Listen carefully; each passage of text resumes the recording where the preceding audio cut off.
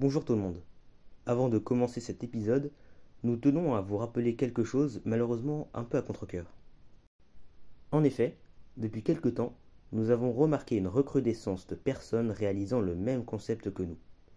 Bien sûr, il se peut que ce soit une simple coïncidence, mais avant que nous commencions cette chaîne, personne ne réalisait de vidéos à propos d'actualité ferroviaire. Depuis que nous avons commencé les vidéos, plusieurs chaînes, dont on ne citera pas les noms, ont plagié notre concept. Et on a bien dit plagier, leur concept étant exactement le même, voire les mêmes infos ou encore le même nom. Puisque ceux-ci doivent sûrement regarder nos vidéos, on leur demande ici gentiment d'arrêter de reprendre notre travail, nos idées, etc. Et éventuellement d'intégrer notre équipe s'ils le veulent. Sur ce, j'en profite pour vous dire que Uto et Louex ont rejoint notre équipe. Louex a d'ailleurs monté cette vidéo.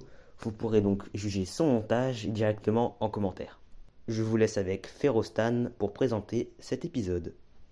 Bonjour tout le monde. En raison de l'indisponibilité d'Apitech et d'Ethio, c'est moi-même Ferrostan qui vous présente aujourd'hui ce nouvel épisode d'Info Ferro. Tout d'abord, notre première information. La première voiture des rames du futur métro ligne 15 du Grand Paris Express est arrivée en provenance de Valenciennes. Elle est à présent à Champigny-sur-Marne. La première rame devrait être prête d'ici juillet 2023 et les essais devraient commencer d'ici novembre pour l'ouverture du premier tronçon de la ligne 15 entre Noisy-Champs et Pont-de-Sèvres prévu pour fin 2025. À terme, la ligne 15 formera une rocade dans la banlieue parisienne en desservant notamment le quartier d'affaires de la Défense. Cette ligne créera de nombreuses correspondances avec des lignes déjà existantes et d'autres lignes du Grand Paris Express. Ensuite, deuxième information, au départ de Paris-Nord, on peut maintenant apercevoir des nouveaux trains, les Omneo Premium, sur les quais de la gare.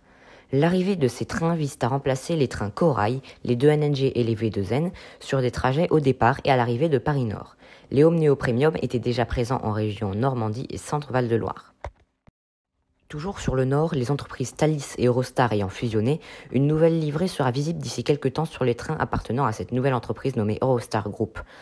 Bon, ce sera plus quelques stickers qu'une nouvelle livrée, mais il s'agit d'une étoile sur une base de livrée Eurostar pour les anciens trains Eurostar et une étoile sur les anciens trains Thalys sur une base de livrée Thalys ou Ruby.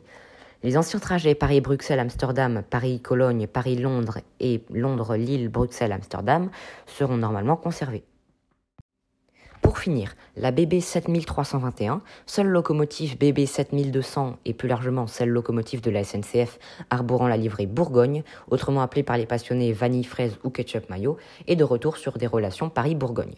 Cette locomotive était garée près de Dijon sur une voie réservée à la radiation, ce qui a effrayé beaucoup de passionnés. Mais bon, plus de pleurs que de mal, on peut enfin la revoir. Merci beaucoup d'avoir regardé cet épisode et à la semaine prochaine. Ce sera Etio qui présentera le prochain épisode d'Info Ferro.